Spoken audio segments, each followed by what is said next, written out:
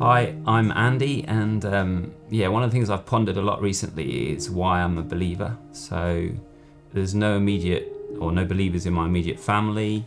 I guess there must have been people praying for us, because actually when I was born, both my parents were Muslims, and so I grew up thankfully with parents that were happy for us to kind of decide for ourselves. But at the age of 13, my sister just started looking for a church, and some people moved in opposite us who were leaders in a local church, and she started to read the Bible each day in a devotional called Living Lights, which I started to read. And my parents also sent me to a school where all the teachers were believers. It's quite unique, and we had scripture lessons instead of RE lessons, and we studied the Good News Bible, and we memorized stories of Jesus. And I remember going into chapel to want to be a chapel reader, and I had to audition, and we had this huge big Bible, Good News Bible, and reading the parable of the widow's offering, which talks about these rich guys who are putting in bags and bags of money in the treasury, and this lady who's Middle Eastern looking lady putting in her 2 copper coins. And it was something of that story impacted me, and I started to walk with Jesus as an 8-year-old. And my sister also was walking with God at that point, so we started to pray for our mum and dad, for them, and my mum had started to read the Quran and the Bible, because the people who moved in opposite gave her a Bible.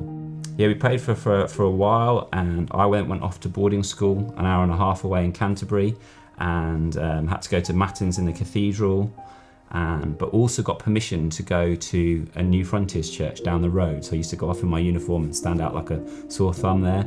And it was one of the Sundays I went, there was a guy called Eric Cowley, who's an American evangelist and mission worker who works with Muslims in Sierra Leone.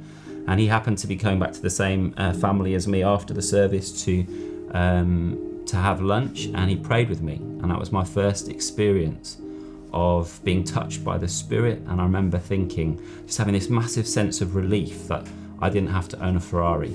I didn't have to have a job in the city or a big house.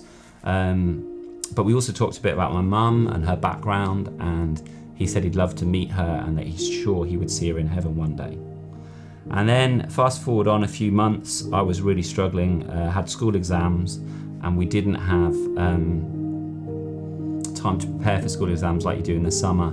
And I started to not sleep. I hadn't slept for days and was really stressed about it all. And, the enemy comes to rob, kill and destroy.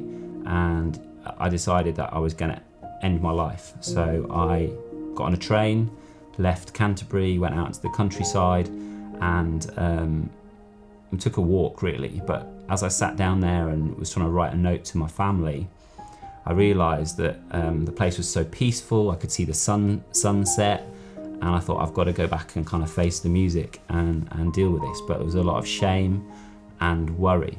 And so as I walked back got the train back in and walked back into school, I ended up going home early for that term.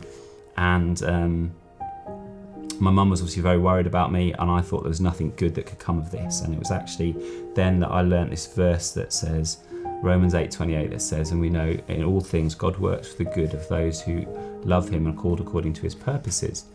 And my mum actually said to me around that time, there's a Christian event on in the town we lived in. Will you come with me? And I was like, yeah, sure, but you've heard it all before. She's been to church loads.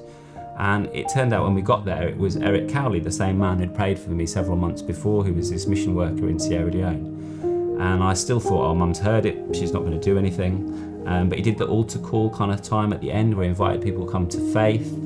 And she now tells me that she felt like someone was pushing her out of the chair. She felt compelled to stand up. And he looked at me at that point and he remembered me, and he's like, is this your mum that we talked about? I was like, yes, it is. And he's like, do you want to come and pray for your mum to come to faith? And so I prayed for my mum to become a Christian, and she's going strong with God now. And I think God showed me in that he can make something good come out of our mistakes and our shame and the things that we've done wrong. And in all of that, he did something wonderful in bringing my mum to faith. His promises are utterly dependable. He's totally faithful and sovereign in everything, and we can call on him whether it's day or night, and he'll never let us down.